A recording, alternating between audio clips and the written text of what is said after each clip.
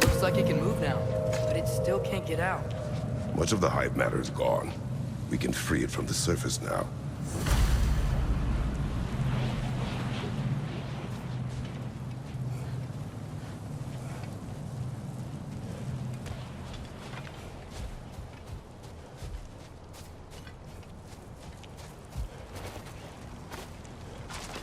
Why did they trap it down here? Half-goofers are known to burrow, so I'd hesitate to place full blame on our dark elf friends. But it's trapped in their hive stuff. Hive matter doesn't belong to the dark elves, any more than the light belongs to the light elves. It's just another of Alfheim's natural resources. One the elves have used since the time of their ancestors. And while the light elves seem keen to banish the hive over on their side, the dark elves make effective use of it out here in the Barrens. So, by clearing out all of this hive, are we hurting Dark Elves? You wish to leave the creature enslaved? No. Then let us free it.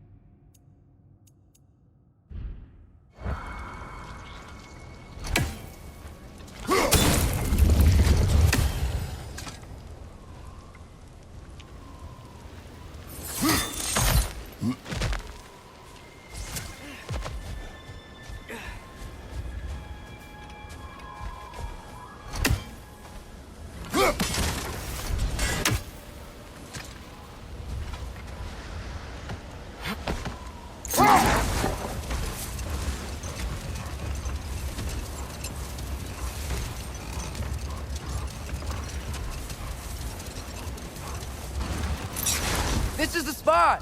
We can cut the half-goofa loose here.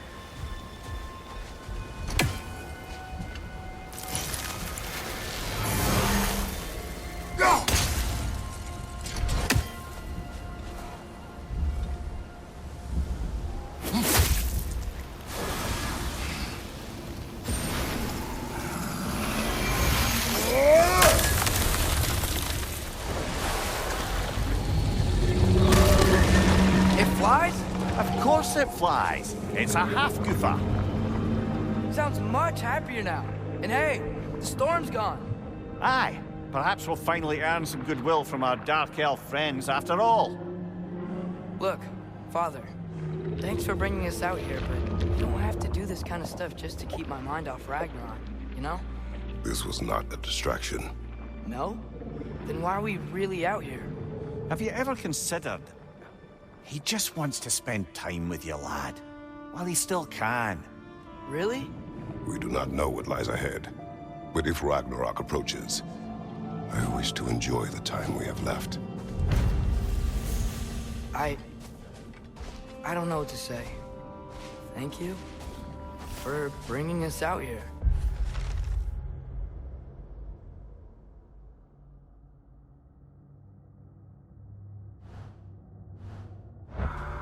I'm glad we did this. As am I.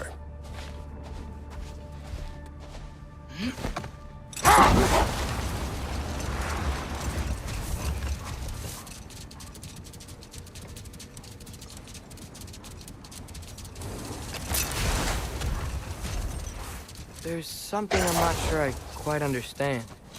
In the Ragnarok prophecy Odin knows, all the realms get destroyed, including Asgard. In the version Groa kept secret, Asgard still falls. Wouldn't Odin have tried to prevent it either way? What difference did her lie really make? Enough. We will continue later.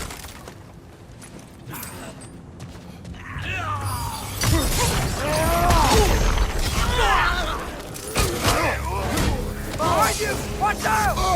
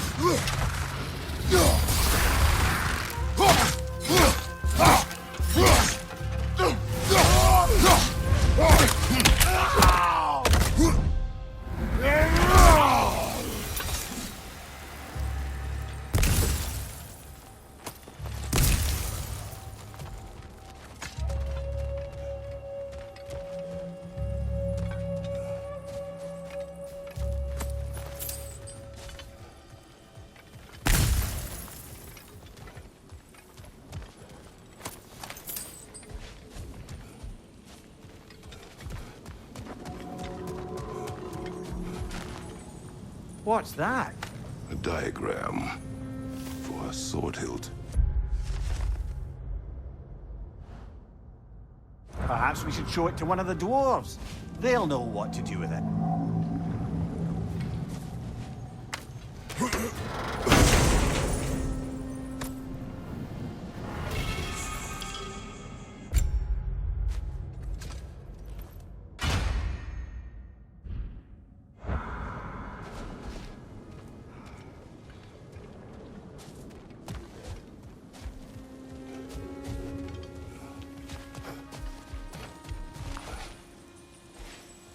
A horn.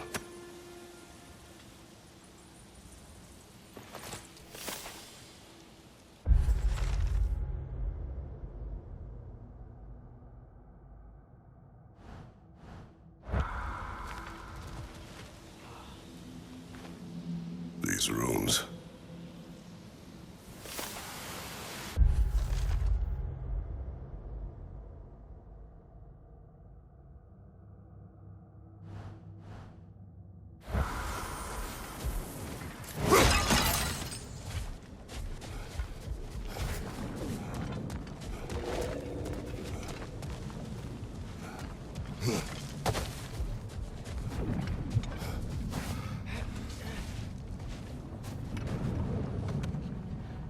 The soldiers we fought in Svartalfheim, those were Einherjar? I thought Einherjar were just spirits in Valhalla until Ragnarok comes. They were no spirits. Indeed, brother. Odin appears to have found a loophole. Activated his forces early as a standing army. Perhaps something he could only do without any honest Valkyries around to stand in his way.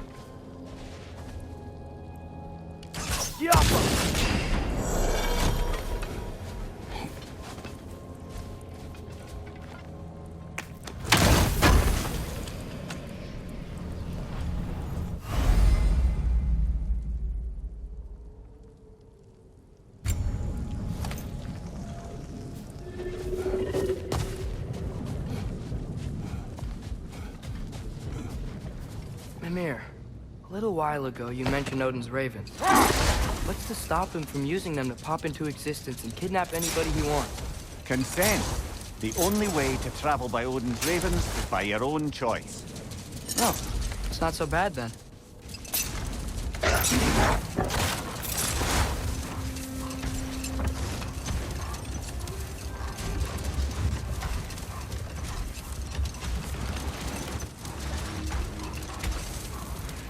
Atreus, I've been considering your question about whether Groa's deception made a difference. Hold. We will finish later.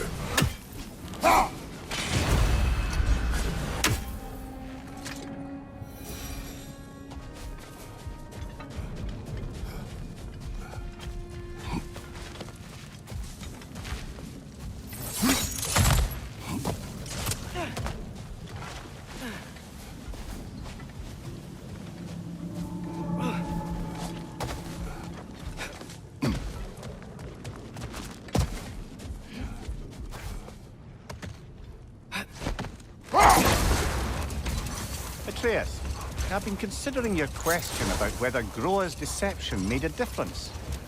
I think of it this way. When it comes to subverting prophecy, knowledge is power. Without the full picture and context, the finer details can lead you to tragically incorrect interpretations. Back in my homeland, I was privy to the operations of a certain coven of heath witches who were keen on destabilizing the government. Let this wait. Stay alert.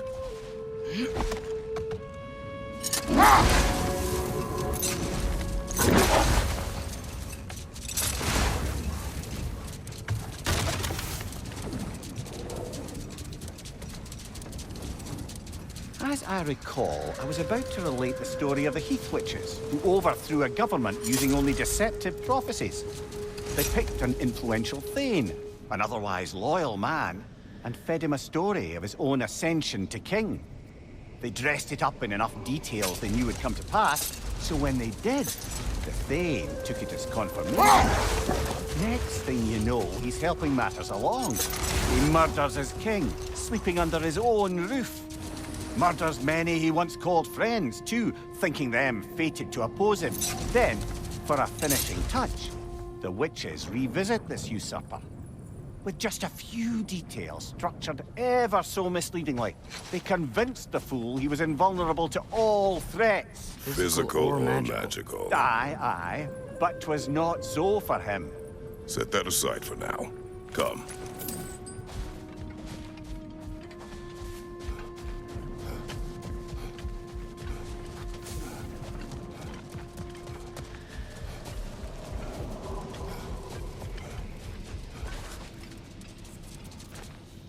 Here.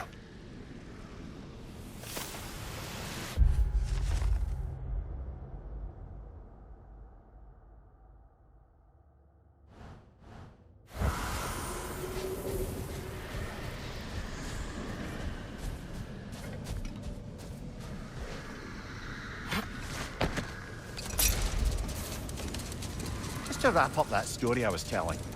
The usurping Thane was convinced by the Heath Witches of his own invulnerability. Falsely, as he would learn too late. All turned into a rather magnificent bloodbath as they go. The Thane ends up without his head and a name so cursed none dare speak it.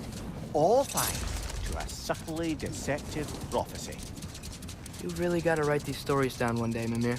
Well, I try. Jaw tends to get sore, but thank you, lad.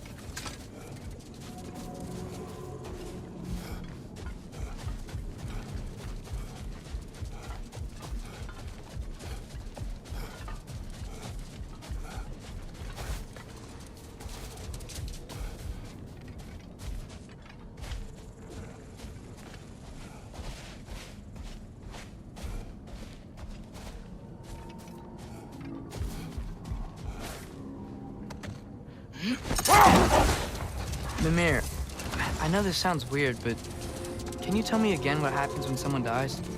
Every living thing has a soul, and every soul has 4 parts. Form, mind, direction, and luck. Direction steers the souls of giants, dwarves, elves, and animals toward the Lake of Souls in Alfheim, where all the parts may be absorbed back into Alfheim's great light. So that's where Fenrir is? The Lake of Souls? So long as his soul still has its direction, aye, it's well on its way.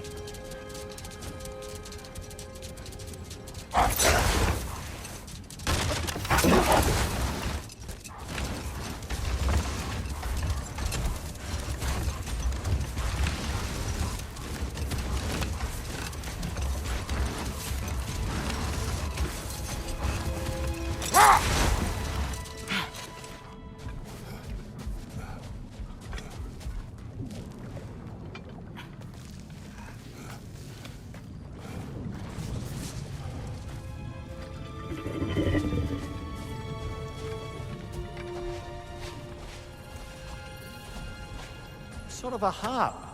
I can play beautifully, you know. I do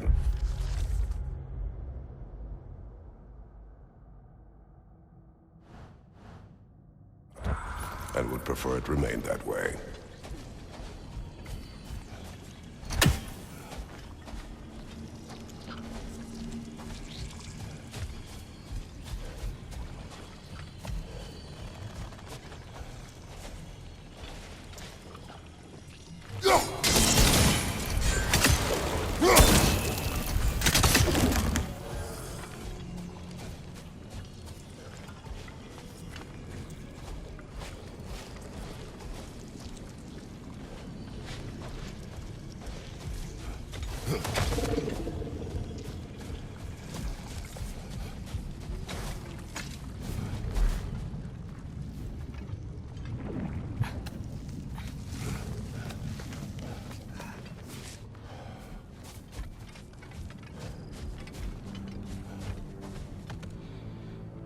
Mimir, you were talking about how Fenrir's soul is headed for the light of Alfheim.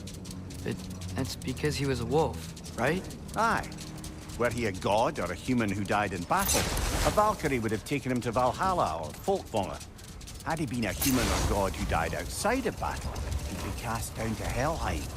But Fenrir was a wolf, and so his soul will join all the others in Alfheim. With mothers. Yes. Like your mother.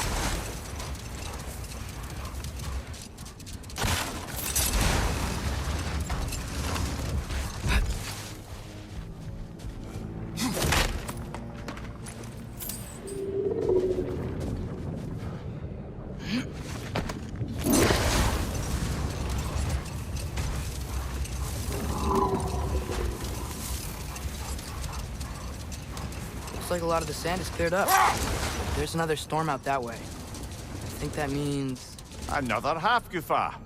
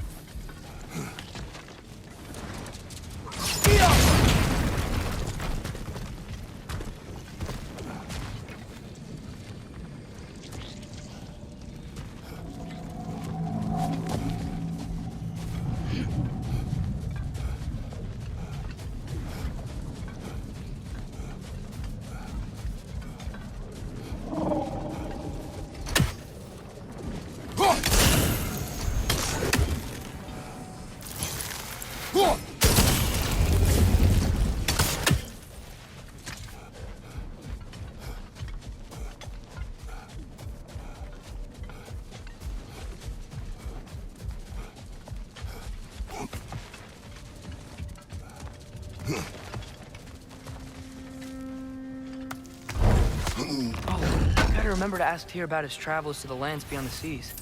You wish to travel the world. I don't know. Maybe. See new places. Find out more about... Myself?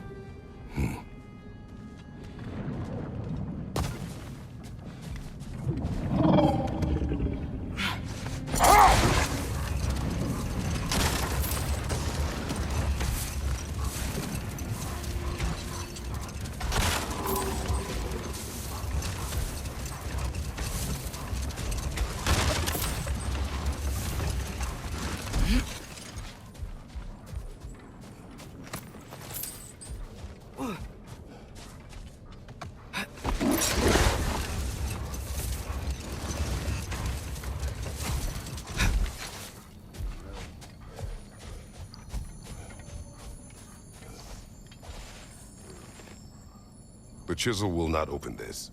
Did the lighthouse put this lock here? Why would they care what happens in the Barrens? A fair question. But until we find the right key, that poor half-goofer will have to continue its solo act.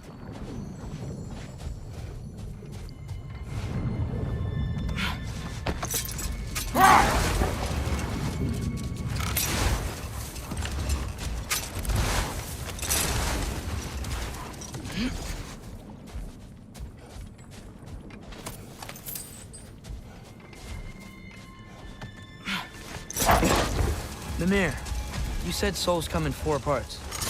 Does that mean you can lose some of your soul, but not all of it? Aye. Form, mind, direction, and luck. Lose any one of them and the entire being suffers. Still, sometimes luck alone is enough.